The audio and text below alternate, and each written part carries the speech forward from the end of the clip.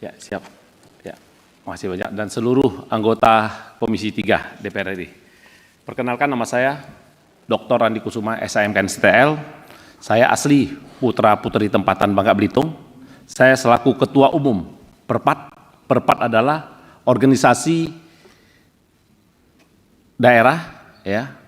Di situ adalah yang asli dari kelahirannya adalah Bangka Belitung. Jadi itu Perpat, ya, putra asli Bangka Belitung.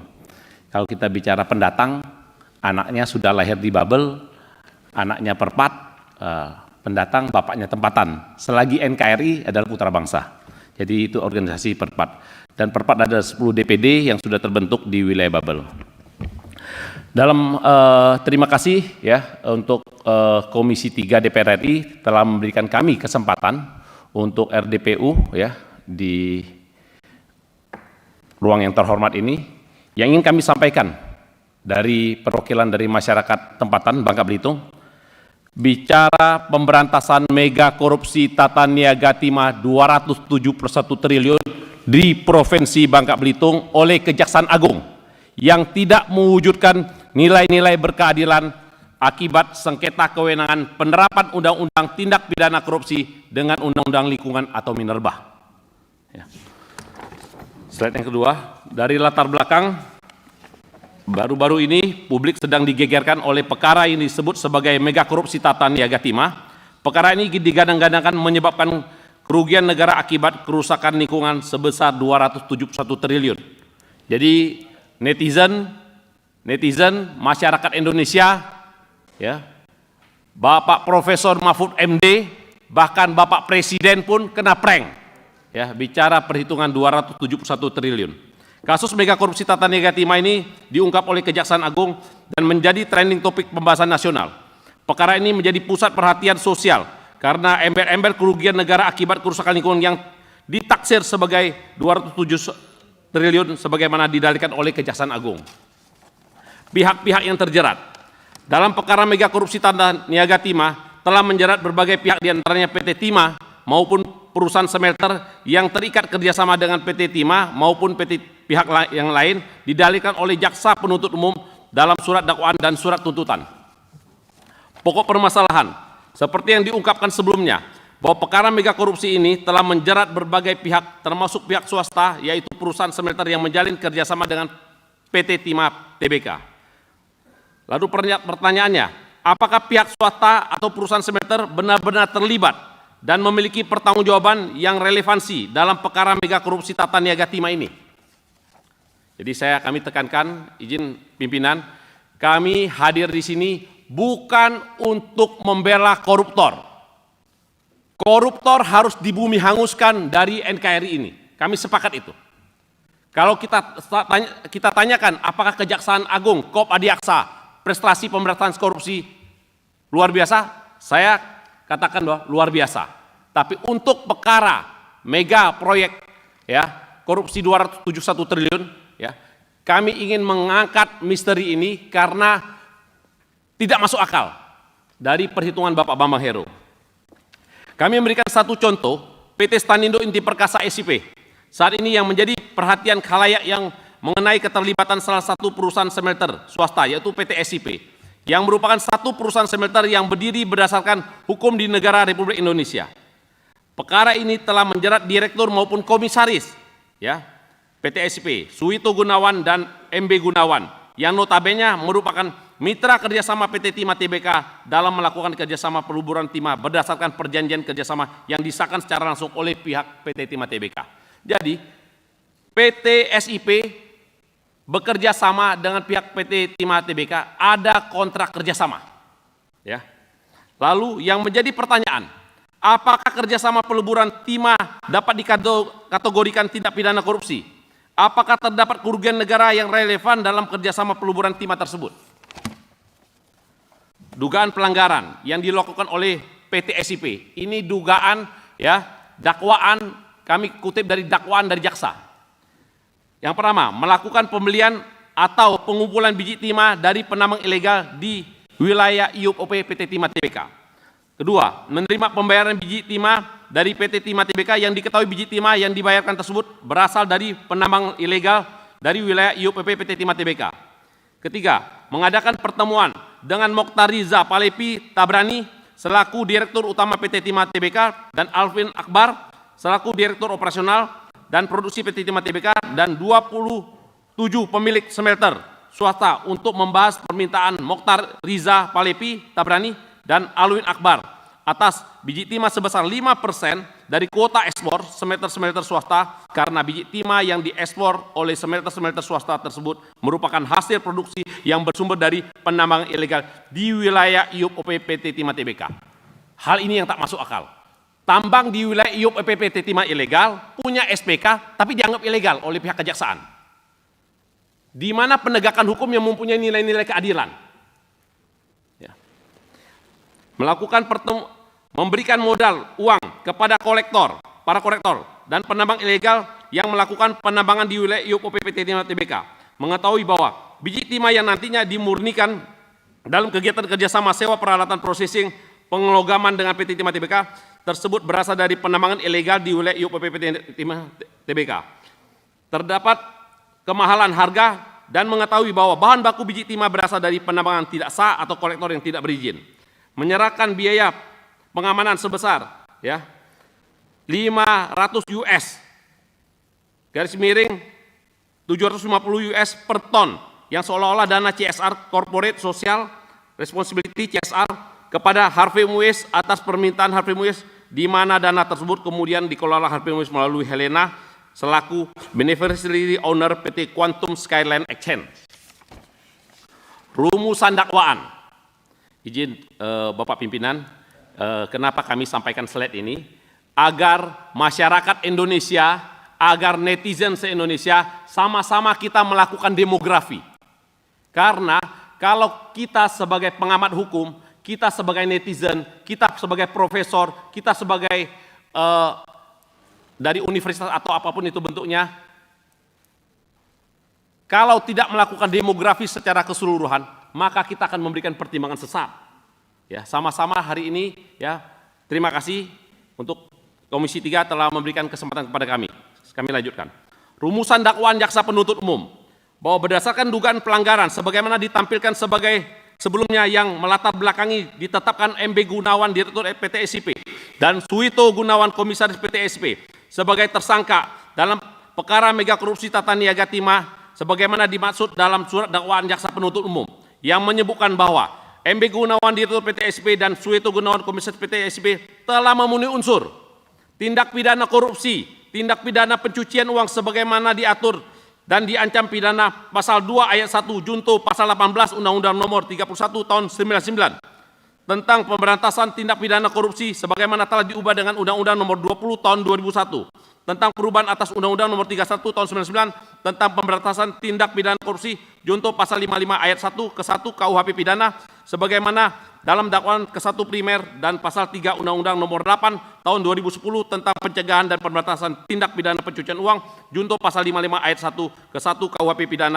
sebagaimana dalam dakwaan kedua primer. Namun atas dakwaan tersebut, di manakah unsur pidana korupsi maupun pencucian uang sebagaimana yang didalilkan oleh jaksa penuntut umum? Izin yang mulia. Kilas balik duduk perkara.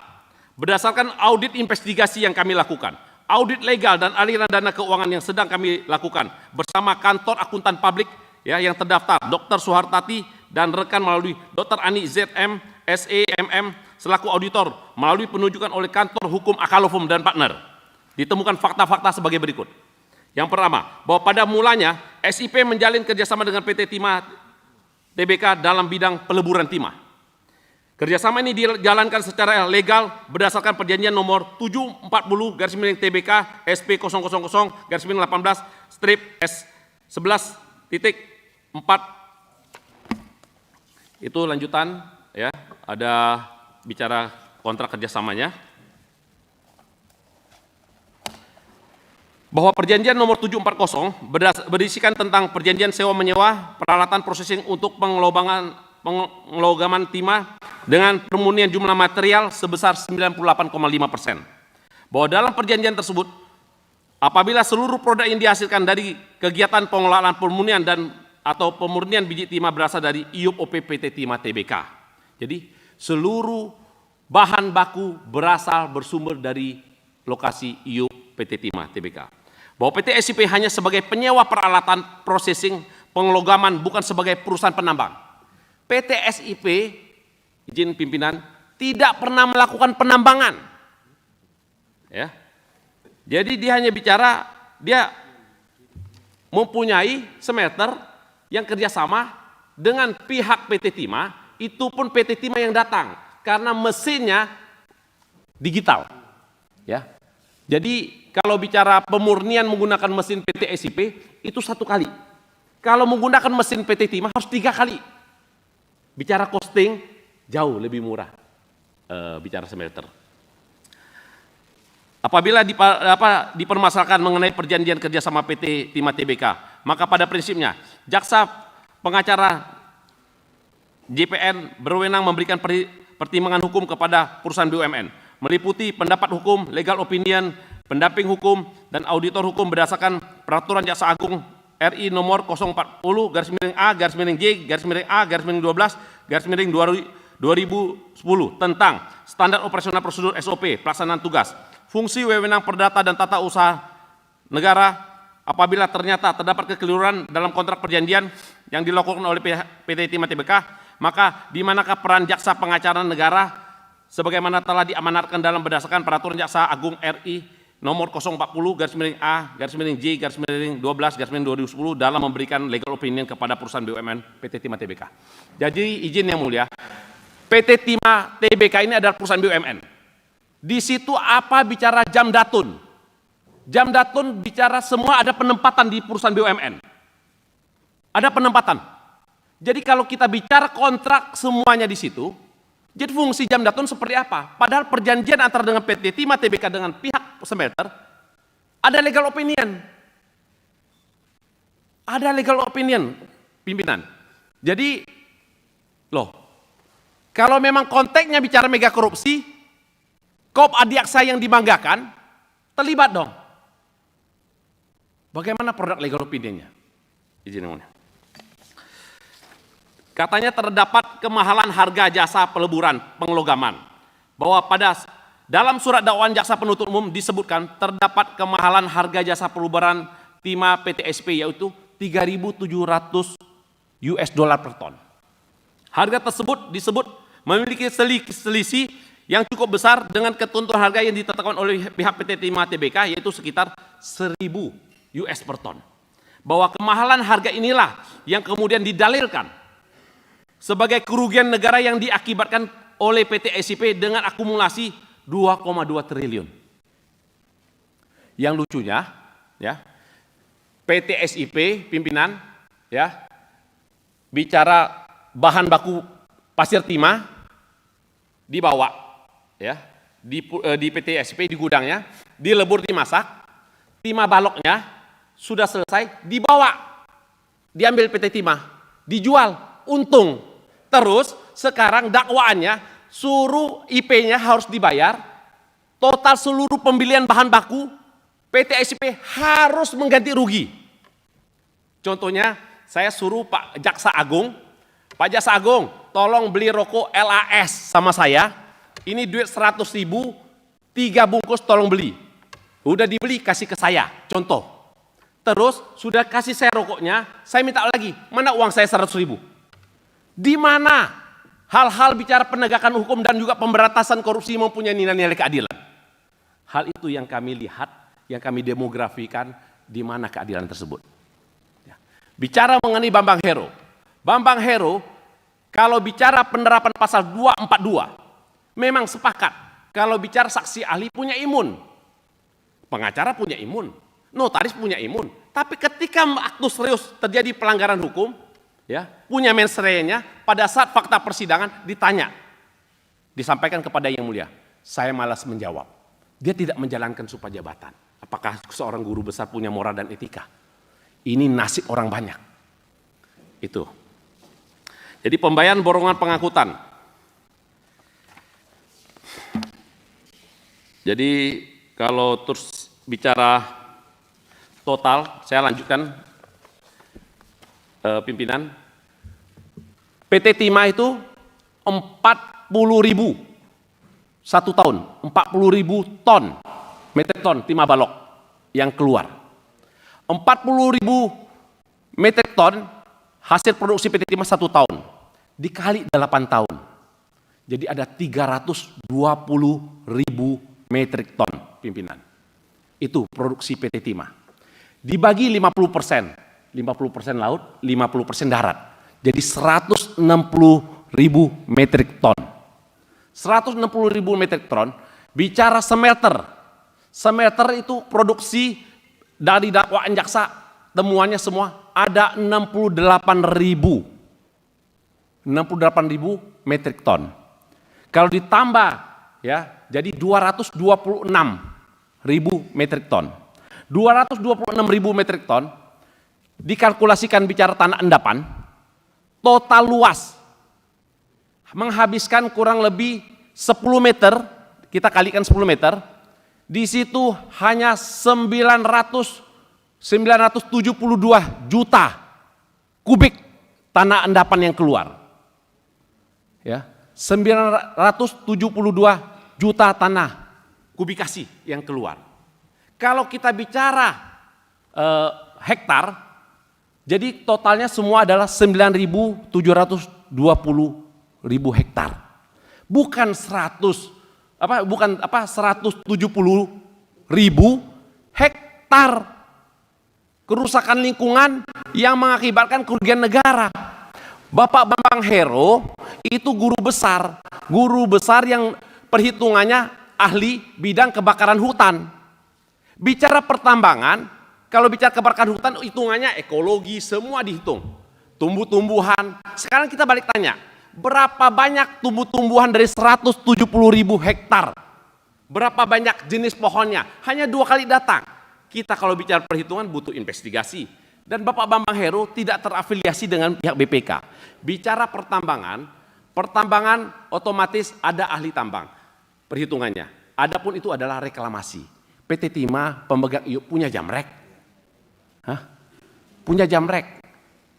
Jadi bicara yang disampaikan bahwa PT SIP, ya, korporasi di situ membeli pasir timah, itu yang jalankan adalah PT Timah, anggota PT Timah, pimpinan. Di situ juga katanya apa? Untuk penerapan PPN, untuk penerapan PPh 23 menjadi pendapatan. Kalau bicara konteksnya, bicara di situ negara tidak mungkin menerima hal bicara dari usaha yang ilegal. Kalau bicara atas dakwaan jaksa terhadap PT SIP, kalau gitu negara juga ya kena TPPU. Pertanggungjawaban Daton seperti apa? Mungkin itu saja pimpinan ya yang kami sampaikan. Kalau ini ada slide ya, saya nggak mungkin bacakan semuanya.